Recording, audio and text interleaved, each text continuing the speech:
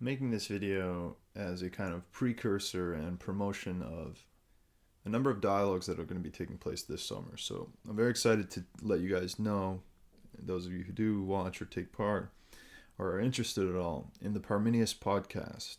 This is a new podcast I'll be taking part in discussions with Professor Bernard Wills throughout the summer. And so this is really exciting for me because it's been a number of years where I've followed Bernard Wills' work, and it's informed a lot of the ways that I like to think and approach things in some ways that I can't even really fully put into words yet, obviously, because things are being digested in the mental sphere in a way that is not so quickly in the way the digestion of the stomach might work, so to speak. But all this to say, I'm very excited to take part. And this week I'm going to be with Bernard discussing questions of indigeneity with our first in-person guest, Erica Sams Hurley. Erica is a new indigenous researcher who's taken part in academia for a very long time, teaching actually in the nursing school.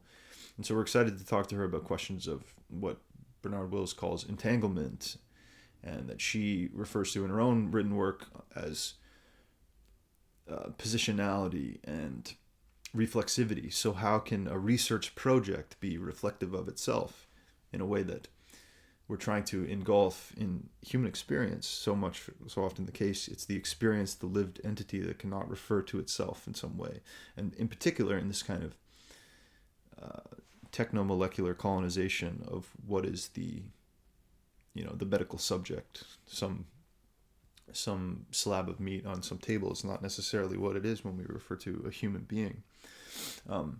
Another way, like this is the dual purpose of what I made this video, because another thing of interest to my own kind of research and work is, for this channel in particular, the nature of, nature, how we perceive nature.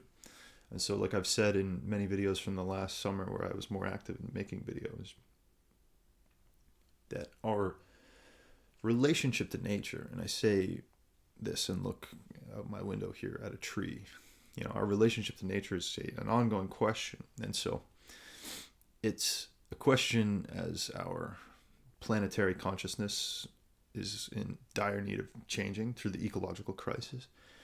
It's a question in the nature of communities and resource management. And it's, to the point of the indigenous question, it's a question also of our simple perception, and not perception in a one-way street, right? Because how could this perceiving of this tree be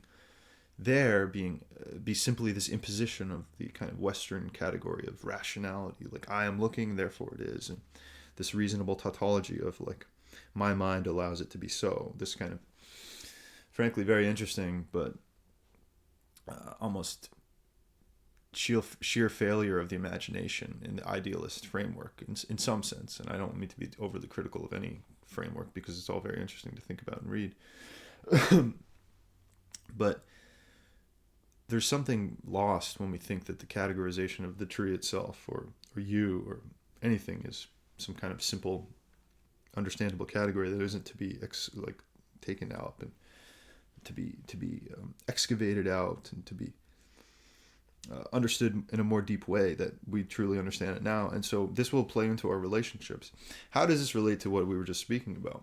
Well, I've been rereading for this conversation some essays from Professor Bernard Wills' Whose Beliefs Count, which is quite a profound work on this question, on the humanities, but also on how to indigenize the humanities, and how to, at Grenfell campus in particular, how to interject the questions of other forms of knowing into what is the, you could say the kind of classic works school of thought of the great European texts, or, the ancient world, or even now with the postmodernity, the hermeneutics of suspicion, how we have to be critical of everything. And so one of the great things in one of these essays that I took out today was that this is really something we're thinking about, is that, by the way, the title of the essay is Indigenizing Humanities, is that one of the reflexive modes of Western thought today is in particular befitting to a closing out of any indigenous perspective, which is our kind of secularization, our secularism being any opposition to the sacred. And so I just look into nature and I consider the indigenous perspective, and I invite you to consider as well whether that opposition is helping our relationship to the natural world. It's certainly not helping, in my perspective and in Bernard Wills's perspective. It's certainly not helping inclusive discussion of plurality in the humanities for the indigenous, for the kind of more, even the more traditionally minded. In the West, we have our own traditions, sure, and we have adherents and defenders and great practices of defense of those traditions, like, for example, scholarship in the classical humanities and the philosophies and these kind of things. But it's different to include the notion of community elders or mothers or nature itself when it comes to this plurality, the need of the plurality in the indigenous perspective in the humanities and the ongoing project that will entail. Now, this isn't even to get into what we will probably get into this week of questions of identity itself, or the indigenous rights, land rights, treatment of indigenous communities within healthcare, and the exclusion of this question within healthcare ethics. We like in the West to have nice tidy categories, but this is kind of a preliminary step toward this dialogue that I'm excited to release and that I will promote when it comes out. So thanks for listening.